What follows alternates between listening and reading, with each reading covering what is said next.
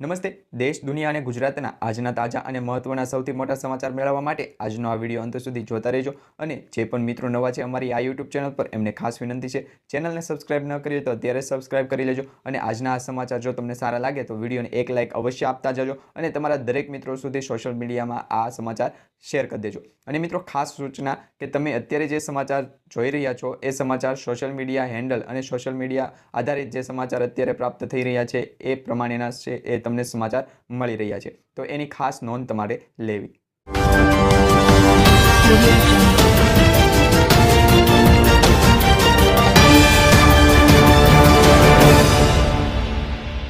ખેડૂત મિત્રો માટે અને પશુપાલક મિત્રો માટે મોટી ભેટ. બનાસકાંઠા જે જિલ્લાના પશુપાલકો છે એમને બનાસ ડેરી તરફથી પશુપાલક ક્રેડિટ કાર્ડ આપવામાં આવે છે. ખાસ વાત એ છે કે બનાસ ડેરીના ચેરમેન શંકર ચૌધરીએ એક ધાર્મિક કાર્યક્રમમાં આ ક્રેડિટ કાર્ડ ઇસ્યુ કરવાની તારીખ છે એ જાહેર કરી હતી.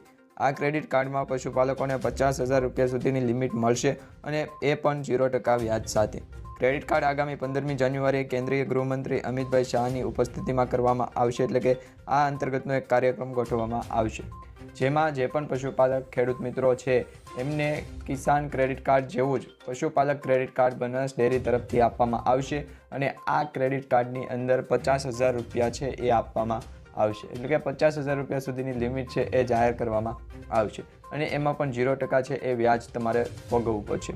ત્યારબાદ મિત્રો, પેટ્રોલ ડીઝલ સસ્તું થશે એ અંગેના સૌથી મોટા સમાચાર મળી રહ્યા છે, જેમાં oil and natural gas corporation એટલે કે ONGC છે એ બંગાળની ખાડીમાં કૃષ્ણા ગોદાવરી બેસિનમાં 26 તેલના કૂવા મળ્યા છે. ફ્લેગશિપ ડીપ વોટર પ્રોજેક્ટમાંથી તેલનું ઉત્પાદન શરૂ કર્યું છે. ફૂડ ઓઇલનું ઉત્પાદન દરરોજ 45,000 બેરલ થવાની ધારણા છે. હવે ભારત ફૂડ ઓઇલ બાબતે આત્મનિર્ભર બનશે એવું પણ જે ONGC છે એમના દ્વારા કહેવામાં આવી રહ્યું છે. ત્યારબાદ મિત્રો, ઉત્તરાયણ પવન આગાહી અંતર્ગતની આગાહીઓ કરવામાં આવી રહી છે. છેલ્લા એક દિવસમાં તમે વાતાવરણ જોઈ શકો છો એ પ્રમાણે વાતાવરણમાં પલટો જોવા મળી રહ્યો છે. ખાસ કરીને દક્ષિણ ગુજરાત અને સૌરાષ્ટ્ર ગુજરાતના જે વિસ્તારો છે ત્યાં માવઠાની અસર જોવા મળી છે. માવઠાની અસરની સાથે જ અમુક વિસ્તારમાં જે ઝાપટા સ્વરૂપે છે એ વરસાદ પણ પડ્યો છે. પરંતુ તમારા વિસ્તારમાં જો વરસાદ પડ્યો હોય તે તમે નીચે કમેન્ટમાં તમે જણાવી શકો છો. હવે મિત્રો, અંબાલાલ પટેલે કહ્યું છે કે ઉત્તરાયણના દિવસે પવનની ગતિ સાધારણ રહેશે. સવારમાં સારો પવન રહેશે, બપોરના સમયે મંદ પડી જશે પવન એટલે કે ધીમો પડી જશે અને સાંજના સમયે પાછો સારો પવન છે એ વહેવા લાગશે. ત્યારબાદ મિત્રો, ખેડૂતોને 25,000 રૂપિયાની સહાય. રાજ્યના ખેડૂતોને ખેતીવાડી ખાતા દ્વારા સનેડો સાધનની ખરીદી ઉપર નાણાકીય સહાય આપવાની યોજનાની અરજીઓ કરવા માટે ખેડૂતો ખેડૂત પોર્ટલ ઉપર જઈને અરજી કરી હતી. ખેડૂતોએ આ અરજી 29 ડિસેમ્બર 2023 રોજ કરી હતી. નાણાકીય લક્ષણની 110% મર્યાદામાં વહેલા તે પહેલા ધોરણે આવી અરજીઓ સ્વીકારવામાં આવી હતી. આ દરેક ખેડૂતોને વર્ષે 2024માં 25,000 રૂપિયાની સબસિડી સહાય તેમના બેંક એકાઉન્ટમાં આપવામાં આવશે. PM કિસાન યોજનાની સ્થિતિ. દેશના ખેડૂતો માટે કેન્દ્ર અને રાજ્ય સરકાર દ્વારા અનેક પ્રકારની યોજનાઓ ચલાવવામાં આવે છે, જેમાં ખેડૂતોને બિયારણ, સબસિડી અને અન્ય વસ્તુઓ મળે છે. આ અંતર્ગત મળેલા પૈસા સીધા ખેડૂતોના ખાતામાં જમા થાય છે. PM કિસાન યોજનાના 15મો હપ્તો નવેમ્બર મહિનાના 2023માં બહાર પાડવામાં આવ્યો હતો. ત્યારબાદ ખેડૂતો હવે 16મા હપ્તાની રાહ જોઈ રહ્યા છે. એવું કહેવામાં આવી રહ્યું છે કે આ વર્ષે ફેબ્રુઆરીના અંત સુધીમાં 16મો હપ્તો રિલીઝ થઈ શકે છે. આનો અર્થ એ છે કે આગામી થોડા અઠવાડિયામાં ખેડૂતોના ખાતામાં પૈસા પહોંચી શકે છે. કપાસની ટેકાના ભાવે ખરીદી અંગે મહત્વની જાહેરાત થઈ છે. કપાસની નવી સિઝન 1 ઓક્ટોબરથી શરૂ થઈ ગઈ છે. કપાસમાં લઘુત્તમ ટેકાના ભાવ એટલે કે MSP હેઠળ કપાસની ખરીદીની કામગીરી હાથ ધરવા માટે cotton corporation of India CCI કેન્દ્રીય નોડલ એજન્સી હોવાને કારણે અમદાવાદ અને રાજકોટ શાખાના અધિકાર ક્ષેત્રમાં ગુજરાત રાજ્યમાં 30 ખરીદ કેન્દ્રો ખોલ્યા છે. ગુણવત્તા મુજબના ન્યૂનતમ ટેકાના દર, નજીકના ખરીદ કેન્દ્રો વગેરે વિશેષ વિગતો ખેડૂતો કોટન કોર્પોરેશન ઓફ ઇન્ડિયાની વેબસાઇટ જોઈ શકે છે અથવા મોબાઈલ એપ્લિકેશન કોટ LE ડાઉનલોડ કરી શકે છે. જ્યારે પણ કપાસના ભાવ ટેકાના ભાવના લેવલ આશરે આવશે ત્યારે CCI દ્વારા ખેડૂતો પાસેથી MSPના ભાવ કપાસની ખરીદી કરવા માટે તમામ ખરીદ કેન્દ્રો પર પૂરતી વ્યવસ્થા કરવામાં આવશે. CCIના જણાવ્યા મુજબ જ્યારે પણ વ્યાજબી સરેરાશ ગુણવત્તા કપાસના ભાવ ટેકાના ભાવના સ્તરે આવશે ત્યારે તે ખેડૂતો પાસેથી કપાસની ખરીદી કરશે. દૂધ ઉત્પાદકો અને ખેડૂતો માટે નવી જાહેરાત. મહારાષ્ટ્ર સરકાર મોટી જાહેરાત કરી છે, જેમાં દૂધ ઉત્પાદક અને ખેડૂતોને પ્રતિ લીટર 5 રૂપિયાની સબસિડી આપવામાં આવશે. આ નિર્ણય કેબિનેટની બેઠકમાં લેવાયો હતો. આનો લાભ મહારાષ્ટ્રના ખેડૂતો અને દૂધ ઉત્પાદકો જ મેળવી શકશે. રાજ્યના સીએમઓએ આ જાણકારી આપી છે. જેઓ સહકારી મંડળીઓને દૂધ સપ્લાય કરે છે તે પશુપાલકોને આ સુવિધા મળે છે. તેથી ખાનગી ક્ષેત્રના દૂધ વિક્રેતાઓ આ સબસિડીની ઉપયોગના લાભ લઈ શકે છે. તમારી પાસે કિસાન ક્રેડિટ કાર્ડ છે તો તમને પણ 3 લાખનો લાભ મળશે. હવે વાત જાણીએ એમ છે કે ખેડૂતોને કિસાન ક્રેડિટ કાર્ડ દ્વારા 3 લાખ રૂપિયા સુધીની ગેરંટી ફ્રી લોન મળે છે. આ રકમ પર સરકાર ખેડૂતો પાસેથી માત્ર 4% વ્યાજ વસૂલે છે. આ યોજના ભારતીય રિઝર્વ બેંક દ્વારા નાબાર્ડના સહયોગથી શરૂ કરવામાં આવી હતી. ભારતમાં ખેતી કરનાર કોઈપણ વ્યક્તિ આ યોજના માટે અરજી કરી શકે છે. આમાં તમામ પ્રકારના ખેડૂતોનો સમાવેશ થાય છે. આ યોજનાનો લાભ લેવા માટે તમારી ઉંમર 18 વર્ષથી 75 વર્ષ વચ્ચે હોવી જોઈએ. બીજી બાજુ જો લોન ચૂકવવાની વાત કરીએ તો આ સમયગાળામાં બેંકોના હિસાબે નક્કી કરવામાં આવે છે. સામાન્ય રીતે તેની અવધિ 5 વર્ષ સુધીની હોય છે અને જેથી કરી ખેડૂતો કિસાન ક્રેડિટ કાર્ડ કઢાવવા માંગતા હોય તે ખેડૂતો આ યોજનામાં ઓનલાઈન અને ઓફલાઈન બંને માધ્યમથી અરજી કરી શકે છે. જેમાં ઓનલાઈન અરજી માટે તમે બેંકોની સત્તાવાર વેબસાઇટની મુલાકાત લઈ શકો છો. બેંકમાં જઈને કિસાન ક્રેડિટ કાર્ડ વિકલ્પ પસંદ કરવાનો છે. ત્યારબાદ ઓનલાઈન ફોર્મ ભરો અને સબમિટ કરો. જ્યારે ઓફલાઈન એપ્લિકેશન માટે તમે તમારી નજીકની બેંકમાં જાઓ અને ફોર્મ સબમિટ કરો. આધાર કાર્ડ, પાન કાર્ડ, મતદાર ID card, driving licence, passport સાઇઝના ફોટા, 7-8 બારની નકલ, આ તમામ દસ્તાવેજોની જરૂર તમારે કિસાન ક્રેડિટ કાર્ડ માટે જે 3 લાખ રૂપિયાની લોન છે એ લેવા માટે પડશે. ત્યારબાદ મિત્રો પતિ પત્ની બંનેને 10,000 રૂપિયાની સહાય. જો તમારા પણ છેલ્લા 2 વર્ષમાં લગ્ન થયા હોય કે થવાના હોય તો તમને સરકાર તરફથી મળશે 10,000 રૂપિયા સહાય. કુવેરબાઈનું મામેરું સહાય યોજના અંતર્ગત કન્યાને 10,000 રૂપિયાની સહાય આપવામાં આવે છે. જો તમારે એક ઓનલાઈન ફોર્મ ભરી અને જરૂરી ડોક્યુમેન્ટ અપલોડ કરવી અને તમે આ કન્યાનું જે આધાર કાર્ડ છે, કન્યાના પિતાના વાર્ષિક આવકનો દાખલો, એમના લગ્નનું પ્રમાણપત્ર, સ્વઘોષણા પ્રમાણપત્ર અને કન્યાના બેંક ખાતાના પાસબુકની નકલ વગેરે ડોક્યુમેન્ટની જે ઝેરોક્સ છે એ અપલોડ કરવાની અથવા તો ડોક્યુમેન્ટ અપલોડ કરવાના રહેશે. અરજી સબમિટ કરવાની રહેશે. જ્યારે થોડાક સમય બાદ તમે કરેલી અરજી જ્યારે એપ્રુવલ થશે ત્યારે તમે આપેલ બેંક એકાઉન્ટ નંબર ઉપર 10,000 રૂપિયા છે એ જમા કરી અને તમારા બેંક એકાઉન્ટમાં સહાય આપવામાં આવશે. ત્યારબાદ મિત્રો વિદ્યાર્થીઓને દર મહિને 3,000 રૂપિયાની સહાય પણ મળશે. જો તમે પણ 12 પાસ છો તો તમને પણ સરકાર આપશે દર મહિને 3,000 રૂપિયા. રોજગાર સંગમ યોજના અંતર્ગત દરેક વિદ્યાર્થી એટલે કે સ્ત્રી અને પુરુષ બંનેને દર મહિને 3,000 રૂપિયાની સહાય આપવામાં આવે છે.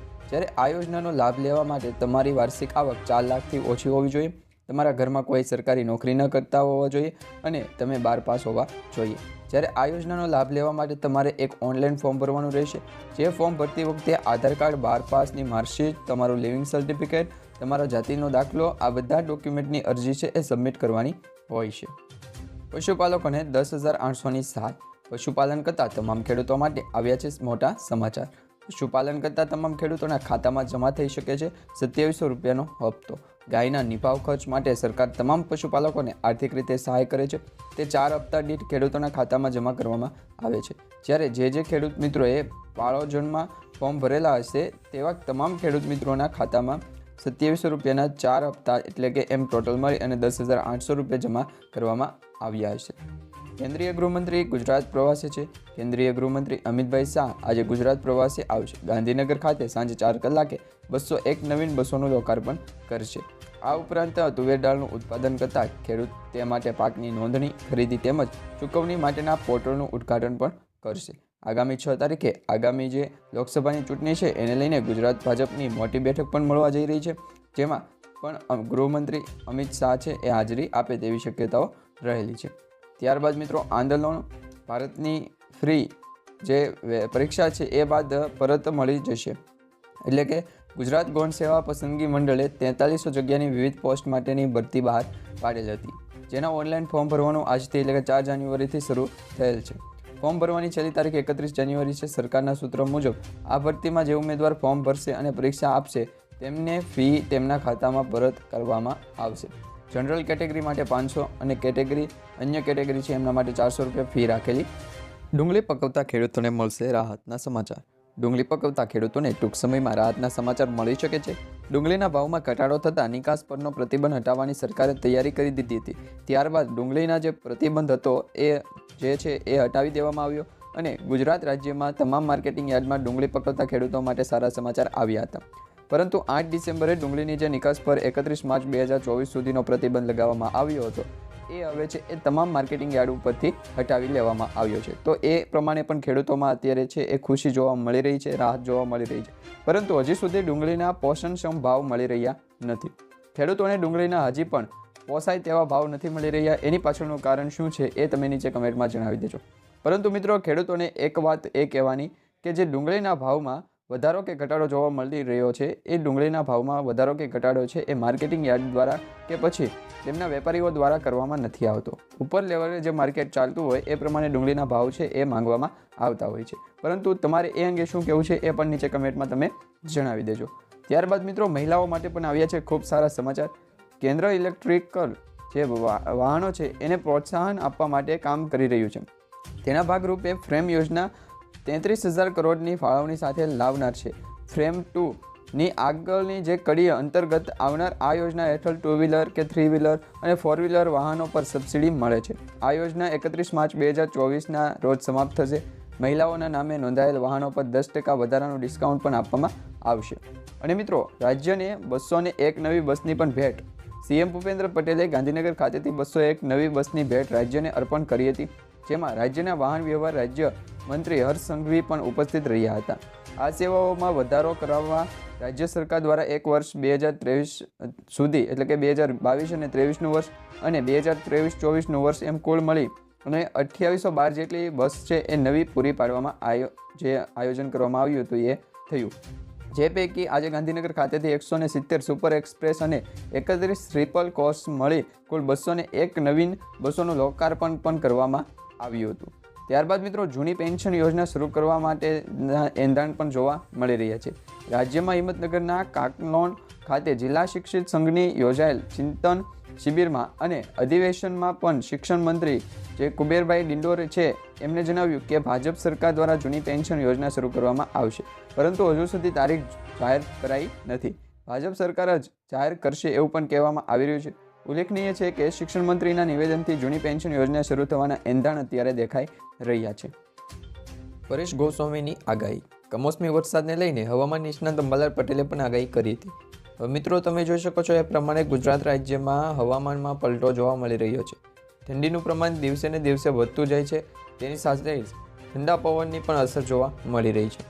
29, 30 અને 31 ડિસેમ્બરે અરબ સાગરમાં સિસ્ટમ બની રહી હતી. દક્ષિણ ગુજરાત અને દક્ષિણ સૌરાષ્ટ્રમાં હળવા વરસાદની શક્યતાઓ પણ દર્શાવવામાં આવી હતી.